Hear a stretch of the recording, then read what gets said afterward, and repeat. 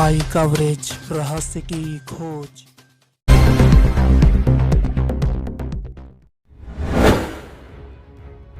देश में corona virus का महासंकट जारी। अब तक देश भर में 1,15,000 के पार हुई संक्रमितों की संख्या। कोरोना वायरस से देश में अब तक 3,500 लोगों की मौत। कोरोना से 46,000 से ज्यादा लोगों को किया गया ठीक।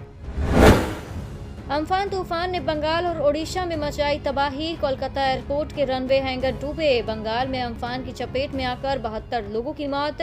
मौसम विभाग ने असम और मेघालय में भी जताई बारिश की आशंका। सरकारी बैंकों के सीईओ के साथ आज होगी वित्त मंत्री निर्मला सीतारमण की बैठक में कोरोना वायरस से प्रभावित अर्थव्यवस्था को पटरी पर लाने के लिए किए जा रहे प्रयासों और बैंक लोन को लेकर की जाएगी चर्चा। इससे पहले 11 मई को होनी थी बैठक, लेकिन राहत पैकेज की घोषणा के चलते कर दी गई थी स्थगित। आज कांग्रेस अध्यक्ष सोनिया गांधी संग विपक्षी दलों की होगी बैठक। सोनिया की ओर से बुलाई गई विपक्षी दलों की बैठक में पहली बार शामिल होगी शिवसेना। आज दोपहर 3 बजे होगी मीटिंग। बैठक में 18 पार्टियों को किया गया आमंत्रित। वीडियो कॉन्फ्रेंसिंग के जरिए होगी बैठक। कोरोना वायरस के बढ़ते प्रकोप और अम्फान तूफान को लेकर भी हो सकती है चर्चा।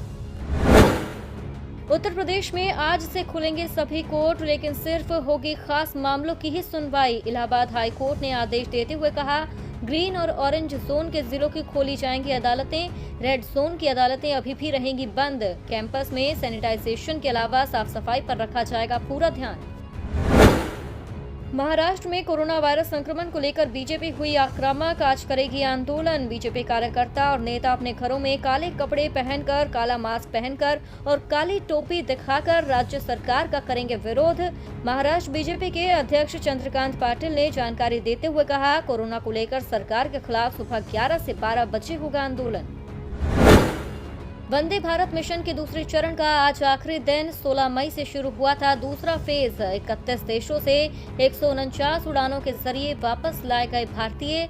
विदेश में फंसे हुए लोगों के लिए की गई थी वंदे भारत मिशन की शुरुआत। अब तक 20,000 से ज्यादा भारतीयों की हुई वतन वापसी। आज WHO कार्यकारी बोर्ड के अध्यक्ष बनेंगे डॉक्टर हर्षवर्धन। 34 सदस्यीय बोर्ड के अध्यक्ष बनेंगे केंद्रीय मंत्री हर्षवर्धन। 194 देशों ने भारत के प्रतिनिधित्व प्रस्ताव पर किया सिग्नेचर। इससे पहले जापान के डॉक्टर हिरोकी नकाटनी थे अध्यक्ष।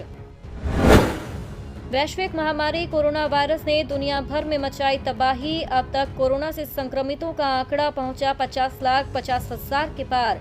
अब तक 3,40,000 के करीब लोगों की कोरोना से हुई मौत। 20,50,000 से ज्यादा लोगों को किया जा चुका है ठीक। चीन में आज से संसद के सालाना सत्र की होगी शुरुआत। संसद में मौजूदा चुनौतियों, आर्थिक चुनौती और दुनिया में कोरोना वायरस की स्थिति को लेकर होगी चर्चा। कोरोना महामारी के चलते सालाना संसद का सत्र करीब 78 दिनों के लिए कर दिया गया था स्थगित। सुरक्षा के मद्देनजर कैंपस में एंट्री से पहले हर किसी का होगा कोरोना टेस्ट।